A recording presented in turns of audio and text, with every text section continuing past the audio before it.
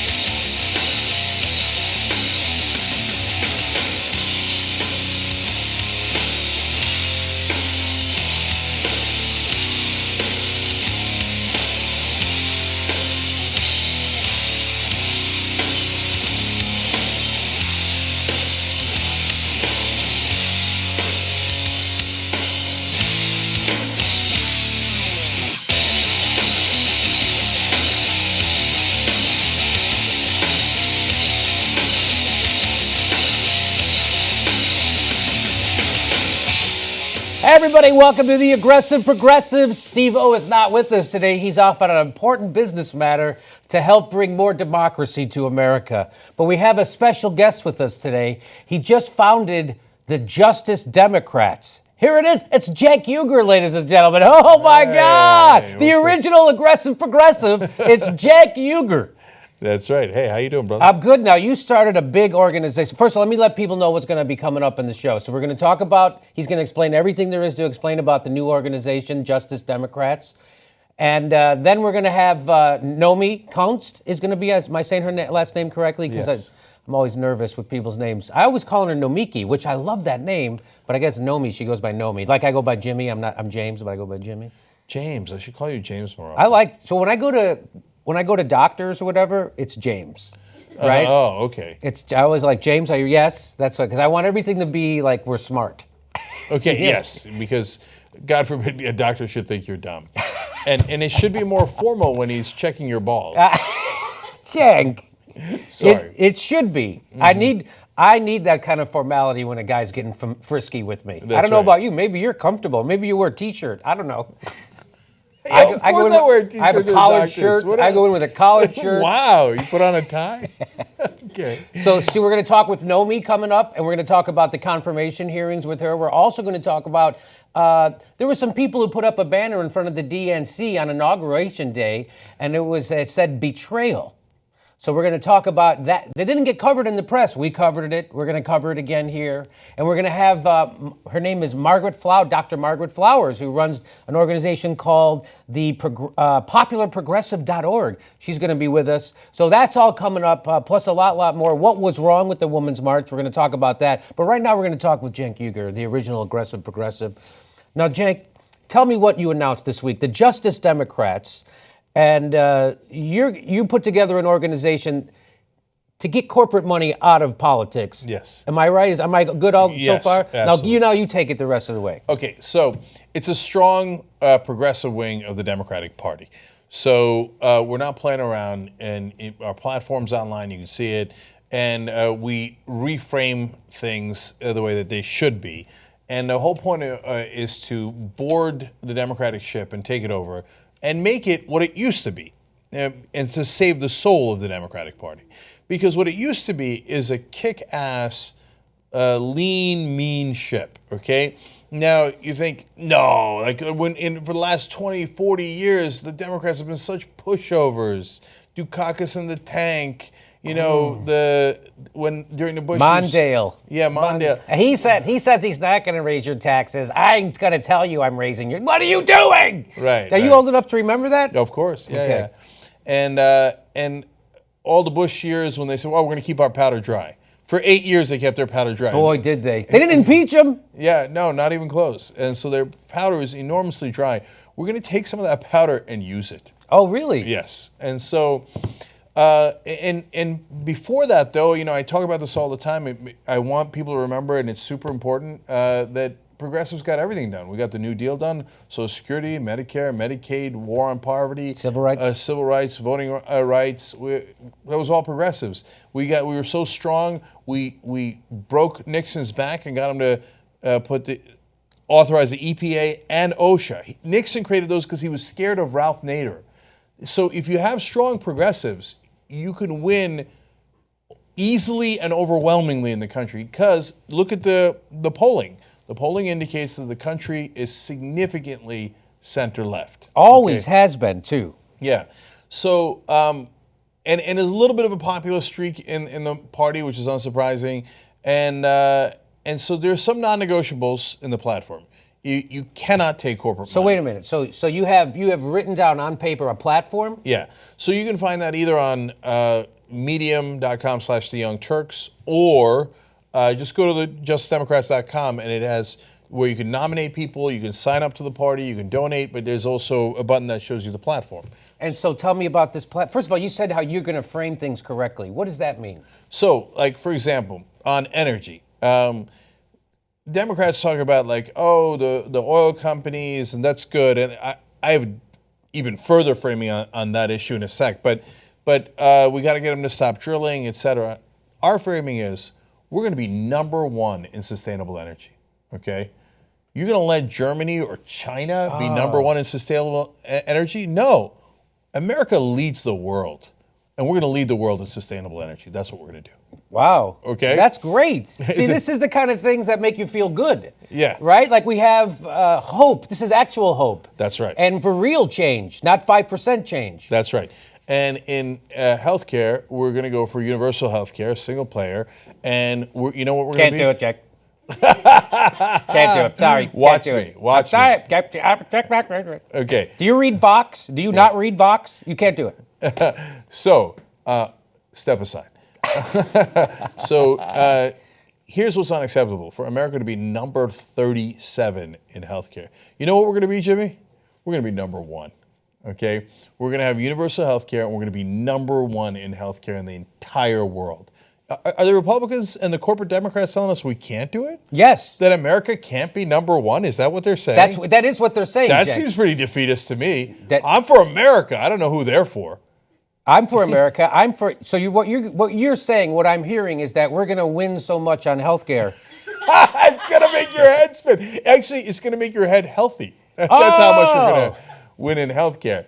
So, and so some things are non-negotiable. You're not allowed to take corporate money or big donor money because that corrupts, and we're not going to have that. And that's the whole point of the party. Okay. So let's talk about the funding. Right. So you're a 537, what they call a 537. It's actually a hybrid PAC. Hybrid PAC. So it takes a PAC and a super PAC. So now I used to do, rich people in Bel Air and Beverly Hills would often call me up and say, hey, we're doing a benefit to get money out of politics. And would you come do some comedy? And Right. so I would go and I would spend the first 5 minutes talking about the irony of that we have to raise a lot of money so we can get money out of politics. It's one of those weird things. You have to raise money to get money out of politics, and you find yourself in that same position, right? Yeah. So for Wolfpack's also a super PAC. There's also going to be a 501c4 component to it too. But But Wolfpack's slightly different than, it's very different than just Democrats. Two different causes. Yes. And Wolfpack's nonpartisan. But I'm talking about the structure of it. The structure. Okay. So Wolfpack will take big money and doesn't mind fighting fire with fire. Will not take corporate money. Right. None of these take corporate money, right? So No corporate money. No. Okay. But Wolfpack, you want to give $1 million to Wolfpack, bless your heart.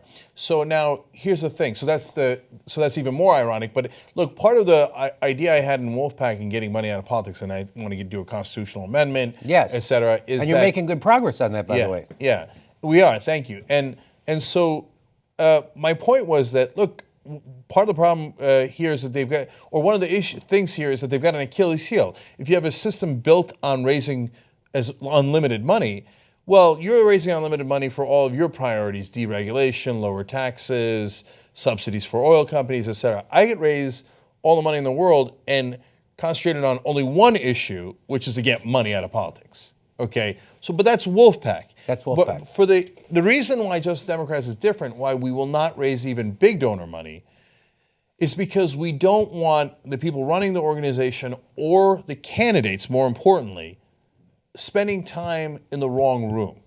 It's not just like, so for Wolfpack, there are no candidates. So the way that big donors control those groups is they'll say, okay, now I'm going to give you $5 million over 5 years. And once they do that, you're hooked and you're gone. Then you'll hire staff, you'll like your staff if you're a decent person and a liberal, et cetera. And then you don't want to fire that staff, and then they got you. And if you want to get the next installment, right, you're going to have to do, now look, they're not going to tell you to do wrong things, and they're not going to tell you if they're liberal donors and support the oil companies, but not too much change. Nice and easy. Right? So Wolfpack's rule on big donors is you give me the money and I don't give a damn about your conditions, okay? And so I don't care about your next installment. I don't count on your next installment. You can go take that installment, take a very long hike with it, right? But if you want to give me $1 million, no strings attached, I'll take it, right? And I'll use it to get money out of politics. For Justice Democrats, even though that sounds pretty good for Wolfpack, it's not for Justice Democrats, because then in order to get that $1 million, our candidates or even our organizers have to spend a lot of time in the room with the guys who are giving that money, okay? And if you spend the same amount of time and go to the small donors, you'll actually, we think, be able to raise the same amount of money, but without having to like live and breathe among the donors. Because again, the liberal donors are not bad people, okay? A lot of them want to make sure that we fight climate change, et cetera, but it gets you in a mindset. And so I remember when I was at MSNBC and my agent took me to the club, okay? I love this story. Yeah. And it wasn't technically a club, but it was the right place to have breakfast. It was at a fancy hotel in New York, in Manhattan, right? And boy, was he right. We walk in, everybody's there. Al Sharpton, Tom Coburn. Tucker Carlson? I don't remember, but probably. How could he not be there, right? So I just saw a headline saying some other journalist was claiming America loves Tucker Carlson. Oh, I don't think you've ever met America. Okay.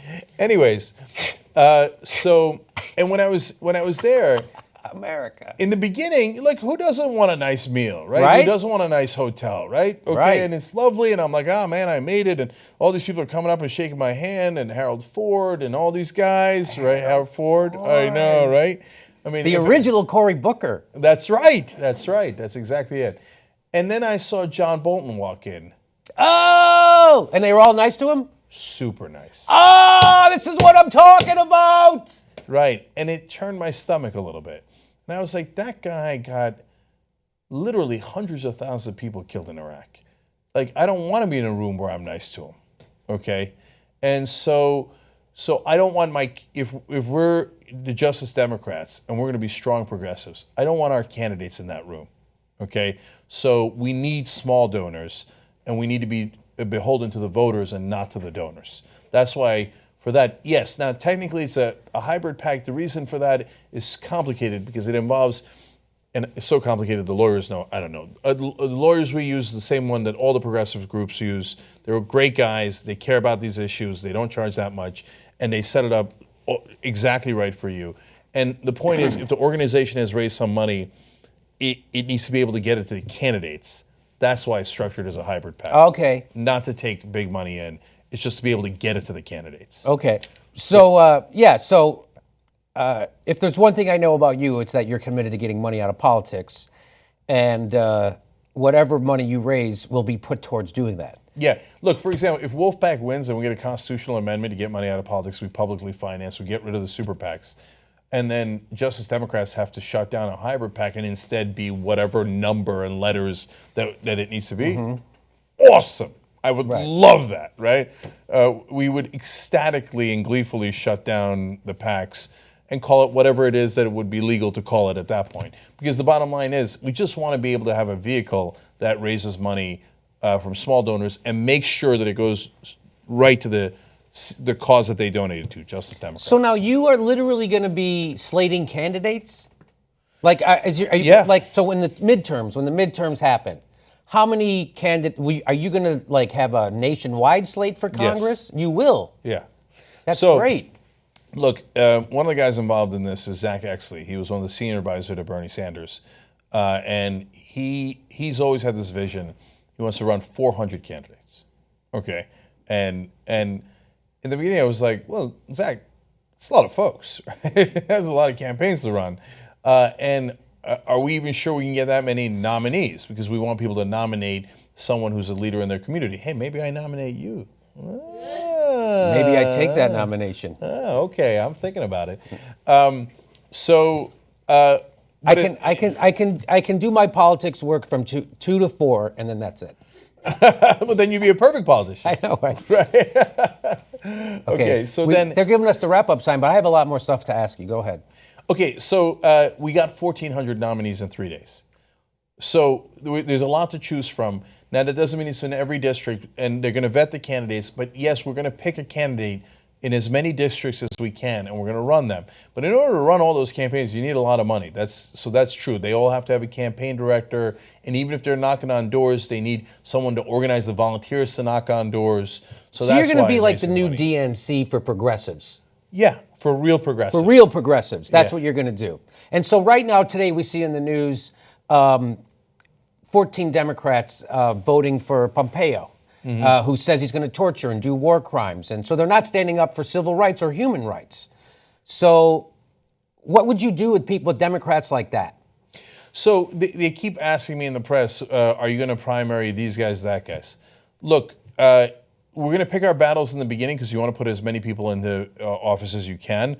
So now, but if you're in Connecticut and you're Jim Himes and you're the representative from Goldman Sachs, why would I not primary you? Right? Because what, we're going to lose this seat to a Republican? No, we're not. That's a very safe blue state. So you can't do your fear mongering. Okay, and if you're going to represent Goldman Sachs' interests, he used to work at Goldman Sachs, and he's the one that wants to deregulate the banks and pushes for that over and over and says we have to. Well, guess what, Jim? We don't have to, and the person who replaces you won't. Okay, so we will primary those folks, no question about it. Ultimately, if you take corporate money or big donor money, then you're not a Justice Democrat, and we'll come for you. And so I have 2 questions, and then I'll let you go. What do you think is in it for those Democrats to confirm Trump's nominees? Like, why wouldn't they provide a unified front against him, and at least, if for no other reason, a little political payback for the whole year they spent screwing over Barack Obama's Supreme Court pick? What is in it for them? Yeah, so they want to seem reasonable. That's the claim. Pragmatic? Pragmatic, right? Sherrod Brown, for example, is a strong progressive, but Trump won his state by, 13 points or something along those lines? So is he maybe a little worried about that and wants to reach out to Trump voters and say, look, I'm not blanket against him, yada, yada. So that might be part of what's going on there. If it was me, I would flip the framing. So there's a bunch of them have not signed the ethics forms, and by law they must, right? So they have to go to the ethics office and tell them what their business interests are, yada, yada. Anyone who hasn't, I'd do a giant press conference if I was Democrats and go, I will not aid and abet Donald Trump in breaking the law. If you don't sign this form, you don't go in the cabinet, period. We are a country of laws, okay? So I believe in the rule of law, and I will not allow Trump and his cabinet picks to break those laws. It's not that hard, is it? No, it's not that hard. No. So what do you see happening in 2018? So, Jimmy, every day that goes by, it's only been 6 days so far that Trump's Crazy president. already, all this stuff, right? Yeah, but good news, bad news. Every day, I think he's a little crazier than even I realized. So I guess that's the bad news. The good news is, I'm like, I don't think this can last. Like, we're spinning out of control, and it's only 6 days.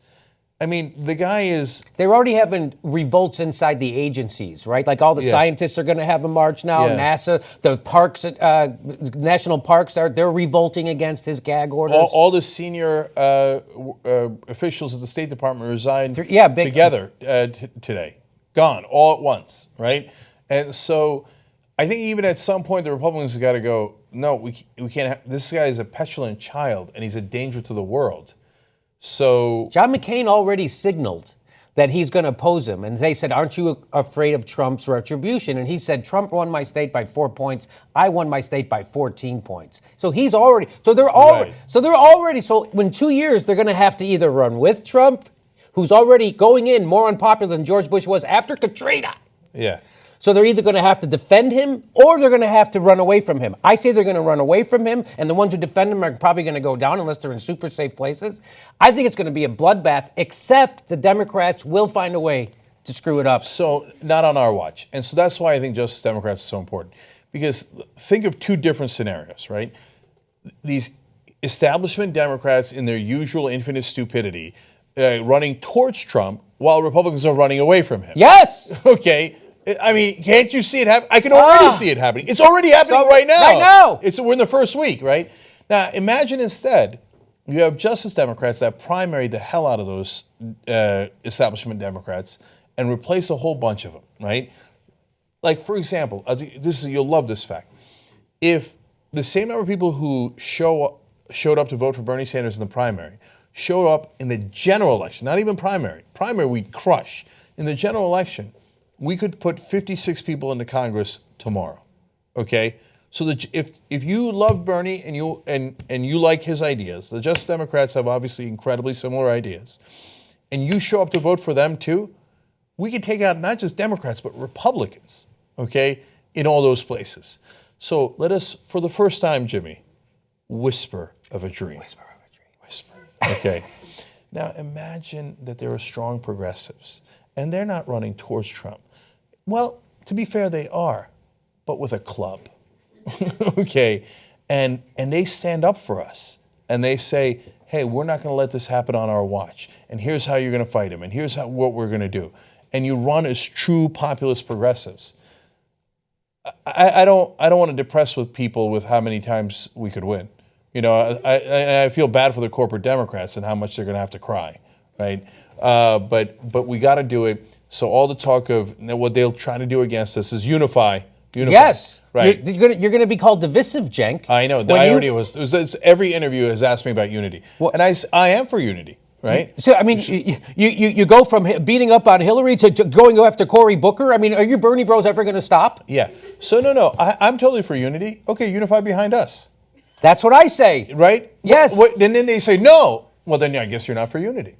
Like, why is unity assume that I have to line up behind a corporate Democrat? Right. Why don't the corporate Democrats line up behind real progressives, which is the heart of the party? So it's their turn to be unhappy with the direction of the party, like we've been since 1992. Now it's up to them to be unhappy, but still call themselves Democrats because they're Democrats on social issues.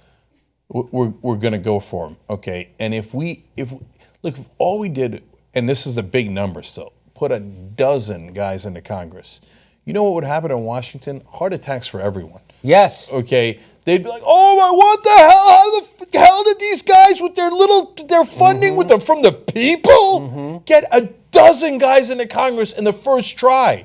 How the hell did they do that? And they took down some of our beloved centrist, so-called centrist Democrats who all agree with Joe Scarborough. How did they beat them? Let's show them how. JusticeDemocrats.com. JusticeDemocrats.com. So it takes 10 seconds to sign up. So JusticeDemocrats.com, you can sign up there? Yeah, because you got to show them how strong we are. We already have over 64,000 people have signed up. And I was talking to somebody today, and they're like, wait, you got 64,000 people in your party in 2.5 days? Yeah, that's right. Yeah. We did. Okay. Yeah. And I have the 1,400 nominees. Nominate someone if you think, hey, this person is a leader in my community and they will actually represent me. They'll represent this community and not the donors, yada, yada. Nominate them.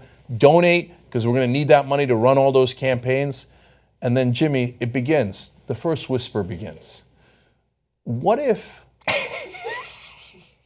Wisconsin was the last state Trump won? This is great news, Cenk. It made me happy to hear you're doing this. It made me want to be a part of it. I want to get out there and help you. And I think you're going to have an army. You already have an army, so you know that. So this is great news. Really, thanks for doing this. And are you going to be, now, there's other progressive movements right, that aren't affiliated with parties like your Wolfpack. Are you going to be hooking up with any other progressive movements or just Justice Yeah. Democrats? So, same idea as Wolfpack, which is we're going to lead, and it's not going to be from behind. Okay, it's going to be at the very front, tip of the spear, and victory has 1,000 fathers. So the more we win, the more people will have been with us all along. Okay, so and there are some wonderful groups, and I hope that we can work with them. We've been so busy, we actually haven't had a chance to reach out. So it's not on them. It's not on. It's just been madness, just running at 100 miles an hour. But I know there's some great groups that I think we can work together with. And then there's some groups in Washington that have been around a long, long time, and they're not. They claim they're for change, but their actions show otherwise. So we have no use for them. Okay, so there's a progressive caucus already in the Congress, but they're not so progressive. And you know, it's funny how I was watching Ralph Nader, and he said, "Why is it there's more energy in 2 Tea Partiers than there is in the whole progressive caucus?" Yeah. So you're going to be the energized progressives. Yeah. No, they won't be. It's a quote of poet warrior Ice Cube. Our aggression will be depressing because it won't give. Can I curse on the show? You can. Yeah, I think I created it. I think I can. It won't give a motherfucker time to learn his lesson. Okay? So Say it all at once. our aggression will be so depressing, it won't give a motherfucker time to learn his lesson. Ah, Okay? there you go. By the time they're trying to learn the lesson of 2018, we'll be mauling them in 2020. This is great news. People need good news. People need something to look forward to. This is something people can do. They can go to justicedemocrats.com. I'm going to do it. You do it. You're already there. I am. All right. Jake, thanks for taking time letting us, everybody at the Progressive know what's happening. Thanks for doing this. All right, James Dore. I'm ready Good to for be my with checkup. you. I'm ready for my checkup. Well, you got a doctor coming up later in the show. Oh, I sure do. All right, Jake Uger, the justicedemocrats.com. Go check it out. We're behind him. Anything that gets money out of politics and gets more progressives in our government is a good thing. So that's a great thing. Thanks for doing that, Jake. We're going to take a break, and we'll come right back. Just so you know, if you want to hear the rest of the show, you go to TYT. Oh, damn it. I don't know what you do, but you do. Oh, you go to tytnetwork.com/join.